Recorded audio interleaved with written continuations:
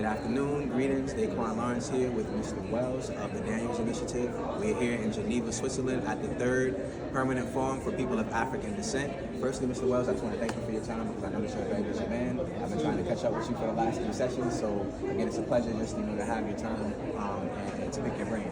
The first question I have is, can you just explain what the Daniels Initiative is for the people? And the second question is, what brings you to the Permanent Forum? Yeah, so the Daniel Initiative is a government relations, strategic communications, and social impact firm.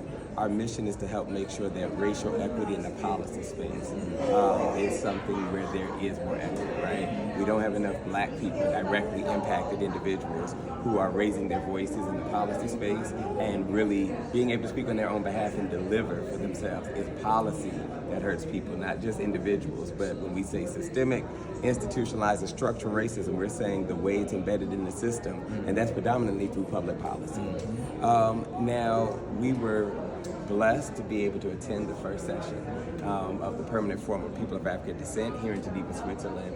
And at that session, we called upon the Permanent Forum, one, to call for a second international decade, which is very important and very vital. But then number 2, to really look at digital equity through a framework of a reparatory justice lens.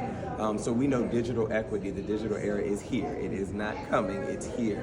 And so the reality of it is, just like the pandemic was ubiquitous and how it touched every area and was, I would call it, the great exacerbator, so is technology. It touches every space, right?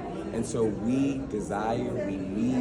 working on developing a global digital bill of rights for people of African descent that starts with connectivity, but ends at what does it mean for Black life to thrive and excel in this digital age, including the right to be forgotten and data privacy. Thank you for all of that information. So, 1.5 more questions. You just spoke on the International Decade of People of African Descent. I know that is one of the issues that's on the table.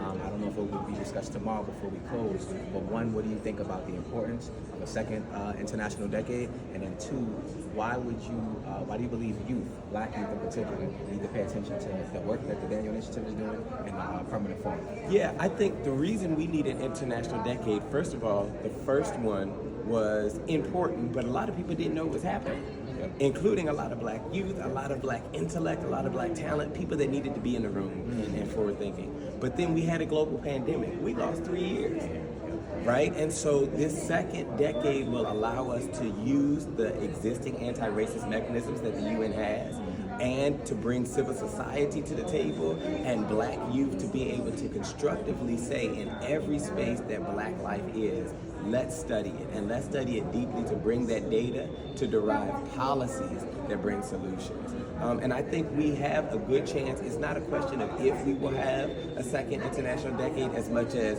what will that look like. And so I encourage people to be thinking about the fact that from 2025 to 2034, there will be a second international decade where they should roll up at the table and really take hold of the future. Once again, thank you, Mr. Wells, for all of the work that you do. As you heard, please pay attention to the Daniel Initiative and the Permanent Forum for People of African Descent, so you could be connected with people and individuals like Mr. Wells, as well as the plethora of individuals all around the world working to advance human rights for people of African descent.